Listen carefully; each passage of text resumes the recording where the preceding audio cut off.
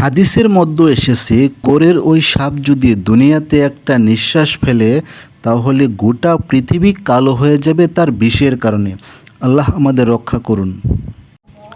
আপনি জানেন কি 4টা কাজ আপনার রিজিক বাড়িয়ে দেয়? আপনি না জেনে থাকলে অবশ্যই জেনে নিন আর ভিডিওটি শেয়ার করে অন্যকে দেখার সুযোগ করে দিন। নাম্বার 1, রাত জেগে তাহাজ্জুদ পড়া। নাম্বার 2, প্রতিদিন দান সদকা করা। নাম্বার 3, সূর্য ওঠার আগেই আল্লাহর কাছে বেশি বেশি ক্ষমা চাওয়া। নাম্বার 4, দিনের শুরুতে ও শেষে আল্লাহর জিকির করা। জেনে নেই জিনা করলে কি উপকার হয়।